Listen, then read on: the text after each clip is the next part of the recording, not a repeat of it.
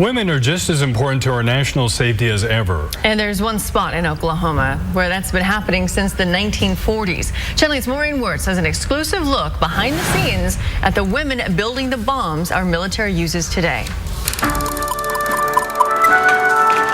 Location, McAlester, Oklahoma. Good evening, ladies and gentlemen. News flash, factory lines moving along swiftly with the workforce topping out at around 1,700 people. Bomb production moving along, continuing all efforts to support the American warfighter.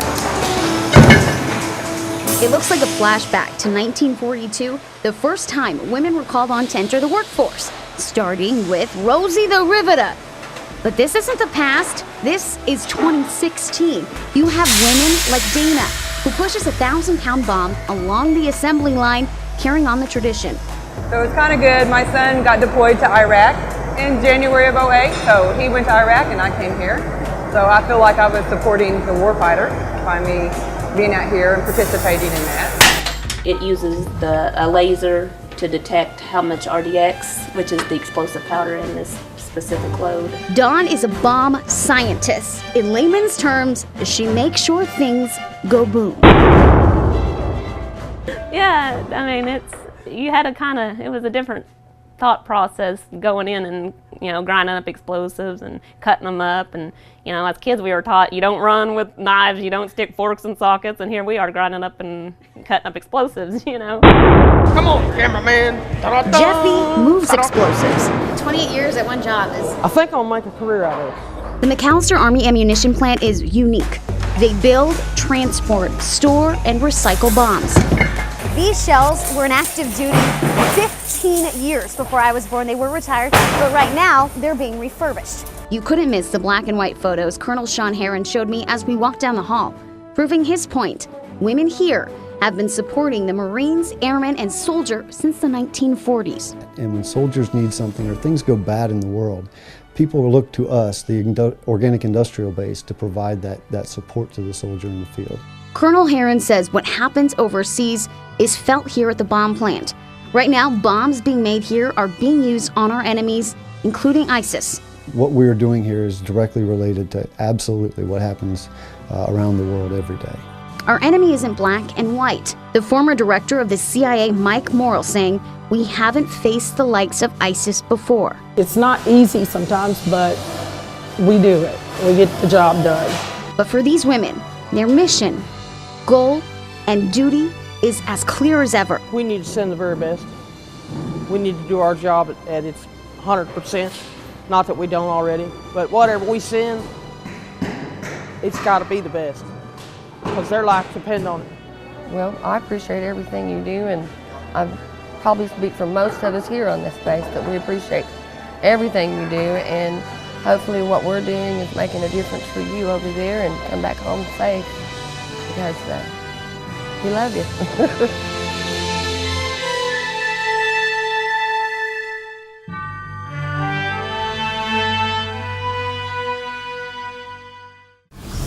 History is being made right here in Oklahoma as women take on new roles in the Army. Channel 8's Maureen Wirtz introduces us to some of the ladies who are changing the face of combat roles. Verified. 5, 0, 3, go. Their uniforms, training, and job title are the same. But there's one major difference happening at the Army base in Fort Sill. For the first time, women are earning the title Artillery Cannoneer Crew Members. I wanted a combat MOS ever since I was a kid. They didn't allow females when I first wanted to join, so I waited, and then it finally opened up, and now I get to, pave the way and finally do what I want, do what I love. I joined the Army for my family, actually, to help support them. It's been hard, it's been tough, but it's possible. These women are firing howitzers. And are the first women to do so since the Army opened combat roles to women about 6 months ago. And for Rosa Salveda, there's another first happening. Well, no one in my family has ever been in the military, so I just wanted to be that first one to get out there and help our country. These men and women are going through the training to be able to quickly and accurately fire the shell where it needs to go. Oh, it's definitely like you pull the string and it's such a simple, just like maneuver, and it causes such a big reaction. One of the reasons why women weren't in these roles is because these shells are 96 pounds and that they're so close to the front line. I think it's awesome. You know, we're not here to change the MOS. We're here to actually, you know, prove that we can actually do it. We don't want to change anything. We just want to prove to the males that we can actually do it. Why do you think women maybe have shied away from the military before? I think it's a lot of the physical stamina that most people think that it takes.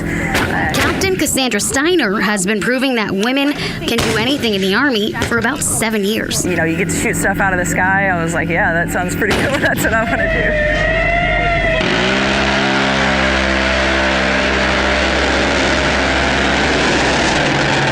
She operates the CRAM in a matter of seconds. It detects enemy fire and shoots it down. She's had 500 successful intercepts and over 3,000 successful warnings.